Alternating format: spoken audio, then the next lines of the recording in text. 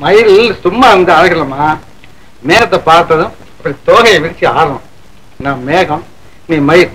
மேகத்துக்கு உன் மேல மோகம்.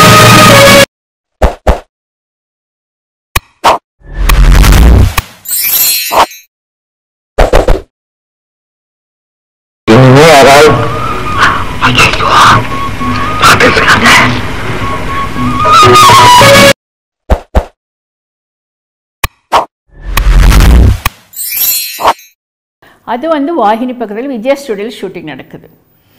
அப்போ ஷூட்டிங் நடக்கும்போது எத்தனை வெளிச்சம் வருமோ அப்படி ஒரு வெளிச்சம். ஒருத்தர் வந்தார்.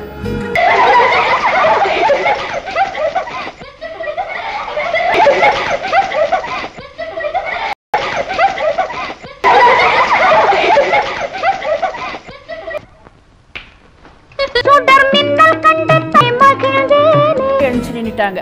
நீட்டு எல்லாரும் வணக்கம் வணக்கம்னு சொன்னாங்க. நான் சும்மா நீட்டு பார்த்துட்டு இருந்தேன். அவர் வந்துட்டு சுப்பிரமணிய அப்பா கிட்ட இந்த பொண்ணு யாருன்னு கேட்டேன்.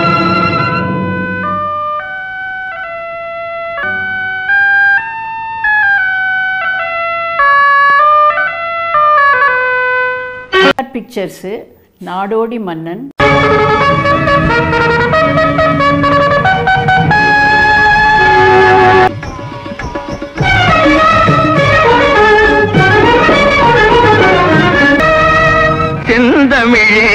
வணக்கம். அவர் தான் ப்ரொடியூசரு, அவர் தான் டுயல் ரோலு. நில் நண்பா, வா. எழுதி தருகிறாயோ அது நானே கையெழுத்து போடுகிறேன். எப்படி நீங்களா? ஏன் இப்படி திரிக்கிறார்? மன்னா, எங்கள் விருப்பம் உங்களாலேயே நிறைவேறும் என்றால் உங்கள் பாதத்தை எங்கள் தலைமையில் தாங்க தயாரா இருக்கிறோம். அவர் தான் டைரக்ஷன்.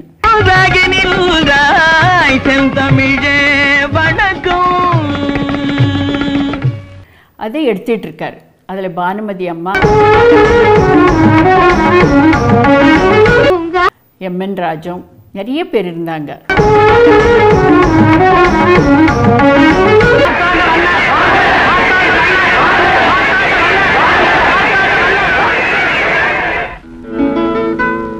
அப்புறம் என்ன வந்து அந்த படத்தில் ஒரு ஐலாண்டில் இருக்கிற ஒரு ராணி மாதிரி. நீ ரத்தனபுரியின் வாரி, அந்த இளவரசி நீதான். உன்னை பற்றி கூறிவிட்டு போகத்தான் காத்திருந்தேன். அதாவது நீ ரத்னபுரியின் இளவரசி. அந்த ரோலை எனக்கு போடுறது ஒரு என்ன பண்ணாருன்னா, நான் எப்போ வரேனோ அந்த சீன்லேருந்து கலர் வர்ற மாதிரி வச்சுட்டாரு. தீவுக்கு புறப்படு, வெற்றியோடு வா.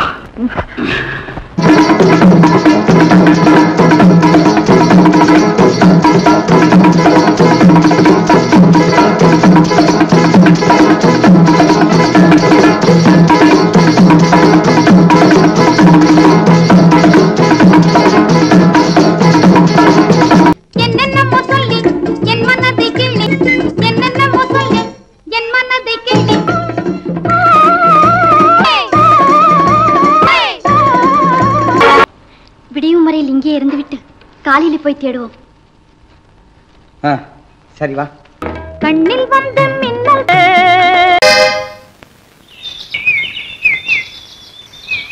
இப்படியே எவ்வளவு நேரம் பார்த்தாலும் சலிப்பே தட்டாது. ஆஹா, ஆயுள் பூராவும் பார்த்துக்கிட்டே இருக்கலாம் தோணும். பார்த்துக்கிட்டே இருந்தா மட்டும் பலன் கிடைச்சிருமா? அப்படின்னா என்ன செய்தா கிடைக்கும்? I like